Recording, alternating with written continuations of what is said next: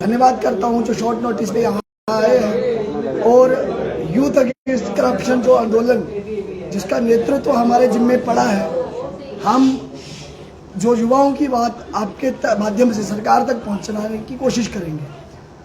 हम लोग जेकेएसएसबी में जो अभी हाल ही में एक एग्जाम कैलेंडर इशू किया है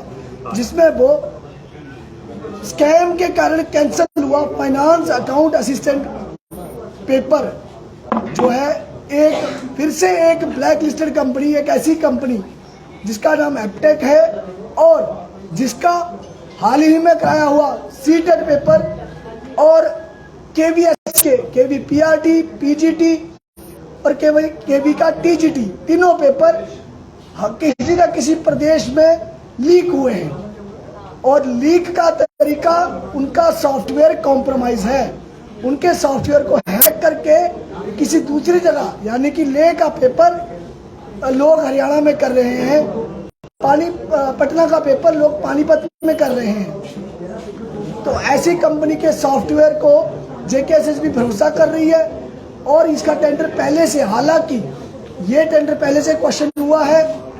जैसे नरगाल साहब की जजमेंट में ये चैलेंज हुआ था,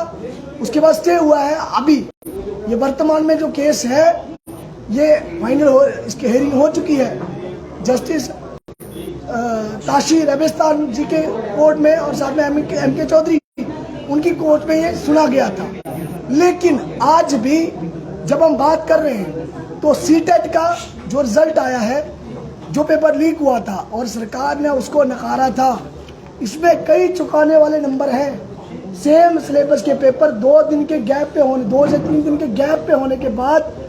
लोगों के एक पेपर में 150 में से 50 नंबर, 40 नंबर, 21 नंबर, तो दूसरे पेपर में जो पेपर उनको मिल गया था उसमें 150 में से 115, 125, 128 क्वालिफाइड।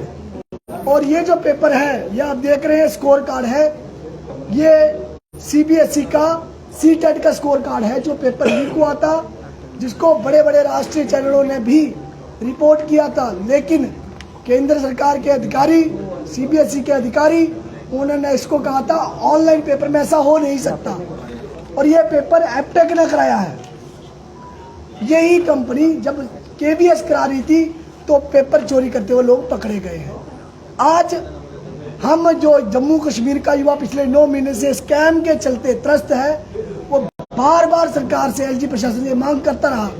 कि भाई हम इससे भरोसा नहीं बना पा रहे हैं, कुछ करिए। तो उनके अधिकारी, चाहे वो जिला स्तर के अधिकारी हो, चाहे वो डिवीजन स्तर के अधिकारी हो, चाहे वो जेकेएसएसबी को चलाने के लिए यूटी लेवल के हों, लेकिन वो खुद बताते हैं कि हमारे हाथ में कुछ नहीं है। शक्ल से ऐसे दिखाते हैं जैसे वो कुछ कर ही नहीं रहे, चला कोई और रहा है। सीधा कहते हैं जीएडी से चला रहे हैं। और कहीं ना कहीं जजमेंट देख के लगता भी है कि चीफ सेक्रेटरी साहब का खास ध्यान जेकेएसएसबी की तरफ था, तभी उन्होंने डायरेक्ट किया था कि सीबीटी मोड में पेपर हो और एक ब्लैक लिस्ट कंपनी को टेंडर देने के लिए क्लॉजेस भी चेंज किए गए थे। आगे का जो सारा वृत्तांत अतुल जी आपको बताएंगे। हम पिछले 2 दिन से लगातार सड़कों पर हैं, जिस दौरान सरकार ने शांतिपूर्वक प्रदर्शन कर रहे निहत्थे हमारे जो एस्पिरेंट्स थे, जो आने वाले इस जम्मू कश्मीर यूटी के प्रशासनिक अधिकारी हो सकते हैं, उनके ऊपर लाठियां बरसाई। पहले तो हम उसका खंडन करते हैं। दूसरा, हमारी जो मुख्य मांगे हैं जिसको लेकर हम लोग सड़कों पर हैं, मैं आपको बता दूं, सबसे पहले जो कैलेंडर इशू किया है जिसके मुताबिक हमको एक ब्लैक लिस्टेड टेंटेड कंपनी के हाथों में दोबारा एग्जाम देने हैं। एक तो उस कैलेंडर को हम मांग करते हैं जल्द से जल्द वापस लिया जाए। दूसरा, उस ब्लैक लिस्टेड कंपनी ने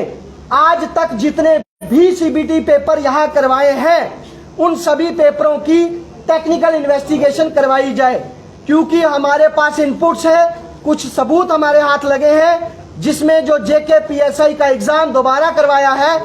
वो साफ तौर पर लीक हुआ दिख रहा है। तीसरा, हम ये कह रहे हैं कि जो ये एप्टेक कंपनी है इसको ही यहां से वापस भेजा जाए, क्योंकि हम ऐसी ब्लैकलिस्टेड कंपनी जो पहले तो ब्लैकलिस्टेड थी, पहले तो उसको स्टेट्स ने बैन किया था, लेकिन हाल ही में जनवरी और फरवरी के महीने में आप ले में देखिए केवी का पेपर ये कंपनी लीक करती है, जहां इनके अधिकारी पकड़े जाते हैं। बाकी राज्यों में देखिए पंजाब, हरियाणा, गुजरात, बहुत सारी स्टेट्स में इनकी ये जो माल प्रैक्टिसेस हैं वो सामने दिखी हैं, और सबसे बड़ी बात इनके अधिकारी उसमें पाए गए हैं। ऐसे में हम मांग करते हैं कि इस कंपनी को वापस किया जाए, और ये जो पब्लिक रिक्रूटमेंट है सरकार ये रिक्रूटमेंट खुद करवाए, किसी प्राइवेट कंपनी के हाथों में देने की जरूरत नहीं है। और आखिरी मांग जो हमारी है वो है एक सख्त कानून पेपर लीक को लेकर जम्मू कश्मीर में बनाया जाए, क्योंकि पिछली बार पेपर लीक हुआ, सीबीआई इंक्वायरी हुई, लोगों के नाम सामने आए, लेकिन दुख तब होता है जब वो सारे के सारे लोग जिन्होंने पेपर खरीदा या बेचा वो हमारे साथ दूसरे तीसरे डेस्क पे बैठ के सेम पेपर दोबारा दे रहे थे। ऐसे में हम ये मांग करते हैं कि जब तक हमारी ये डिमांड्स पूरी नहीं होती ये आंदोलन चलता रहेगा, और अगर सरकार ने इस आंदोलन को दबाने की कोशिश की, आज अगर केवल कैपिटल सिटीज जम्मू और श्रीनगर में ये प्रदर्शन चल रहा है, कल को हर जिले में, हर तहसील लेवल पर युवा जो है वो सड़कों पर निकलेंगे, और अगर इससे कोई भी नुकसान होता है उसके लिए आईजी प्रशासन जो है वो पूरे तौर पर जिम्मेवार रहेगा।